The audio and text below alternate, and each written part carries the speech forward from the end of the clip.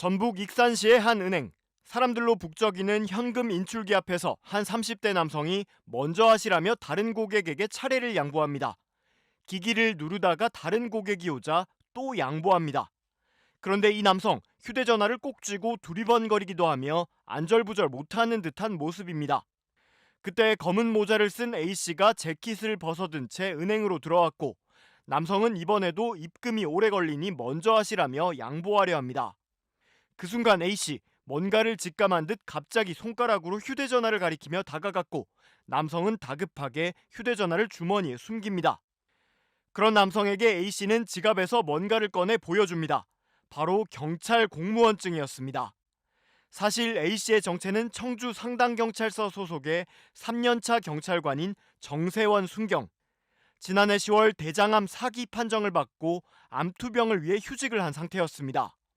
항암 치료를 위해 고향인 익산에 내려왔다가 우연히 이런 상황을 맞닥뜨린 겁니다.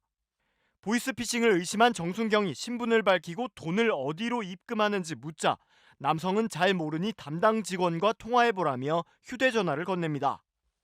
그러나 정순경이 통화를 시작하자마자 전화로 연결된 상대방은 금거래를 하는 것이라는 등 말을 얼버무리다 전화를 끊어버렸습니다.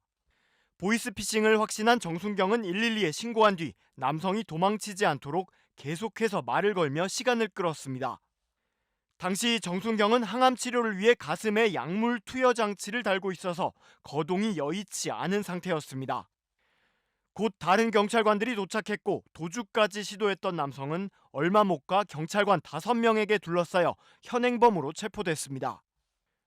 경찰은 송금책인 이 남성이 갖고 있던 보이스피싱 사기액 1,700만 원을 회수해 피해자에게 무사히 돌려줬습니다. 정순경은 보이스피싱 범죄를 수사한 적 있었는데 먼저 하시라는 한마디에 느낌이 왔다며 휴직 중이지만 경찰관으로서 마땅히 해야 할 일을 했을 뿐이라고 말했습니다. 경찰은 정순경이 병마를 물리치고 다시 힘차게 경찰의 꿈을 펼쳐나갈 수 있도록 국민 여러분께서 함께 응원해 주시길 부탁드린다고 덧붙였습니다. 지난 3일 20대 딸을 둔 아버지에게 낯선 번호로 전화가 걸려왔습니다. 딸이 돈을 갚지 않아 감금하고 있다면서 돈을 갚지 않으면 딸의 신체 사진을 유포하겠다는 겁니다. 그러면서 비명도 들려줬습니다. 전화금융 사기 일당은 사실 확인을 할 수 없도록 전화를 끊지 못하게 했습니다. 배터리가 많지가 않아. 배터리가 차에서 충전 못하니까 잠깐만 기다리십시오.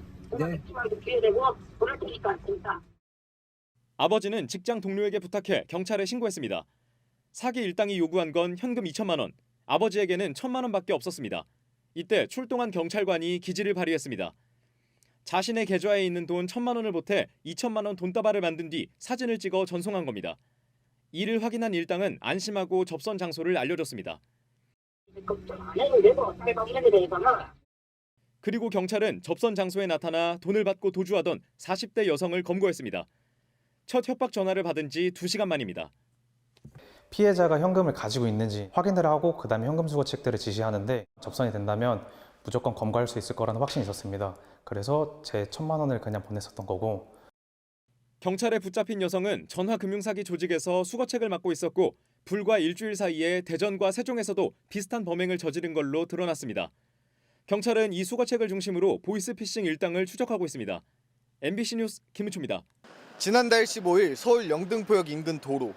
대화를 나누던 검은 점퍼 차림의 남녀가 갑자기 도로를 가로지릅니다. 선생님 잠깐 손수건 좀 볼 수 있을까요? 맞은편 중년 남성의 가방 안 돈 봉투를 확인하더니 손목에 수갑을 채웁니다. 사복 경찰관들이 보이스피싱 수거책을 붙잡은 겁니다. 꽤 받은 거 있을 거예요. 봉투 펴주세요. 이 돈은 보이스피싱과 관련돼서 연계된 돈입니다. 수거책에게 돈을 건넨 피해자는 30대 직장인 김모 씨. 김 씨는 하루 전 서울검찰청 검사라는 남성에게서 전화를 받았습니다. 범죄에 연루됐다는 겁니다. 제 명의로 된 통장이 대포 통장으로 사용이 돼서 금융사기범의 피의자로 지목이 됐다라고 하였고, 시키는 대로 경찰청 앱을 깔고 보내준 주소로 접속하자 김 씨의 이름이 적힌 구속영장이 떴습니다. 금융사기가 맞는지 금감원에 확인해보라는 말에 전화를 걸었더니 맞다고 했습니다. 사칭 검사가 계속 이제 얘기를 하고 그쪽 금융감독원 쪽으로 계속 이제 전화를 유도를 시키더라고요. 저한테 전화를 했는데 어떤 팀장이 딱 받더라고요. 알고 보니 모두 한패였습니다. 가짜 경찰청 앱이 김 씨의 스마트폰을 해킹해 연락처까지 조작한 겁니다. 그런 줄 모르고 김 씨는 일당이 시키는 대로 6천만 원을 대출받았고 이 돈을 인출하는 과정에서 은행원의 제지를 받았습니다. 고액을 출금을 하면 금융사기 예방 진단표라는 걸 작성을 해야 되거든요. 굉장히 신중하게 읽어보시고 약간 손도 좀 떨리는 것 같고. 은행의 도움은 이뿐만이 아니었습니다. 보이스피싱 수거책은 이 모텔 앞에서 피해자에게 이렇게 두툼한 돈 봉투를 받아 떠났는데요. 그런데 이 안에 든 건 현금이 아니었습니다. 개수기 점검에 쓰는 수표 크기의 용지로 피싱 조직원을 속인 겁니다. 수표 크기와 동일한 그 용지를 그 봉투에다 넣어서 가시면은 아무래도 그게 유사하기 때문에 범인들이 좀 착각을 해서 눈치채지 못할 것이라고 생각을 해서. 챙긴 돈 봉투가 가짜인지 모른 채 범행 장소를 유유히 벗어나던 수거책은 불과 10분 만에 덜미를 잡혔습니다. MBC 뉴스 백수호입니다. 우리 아저씨 어떻게 됐어요?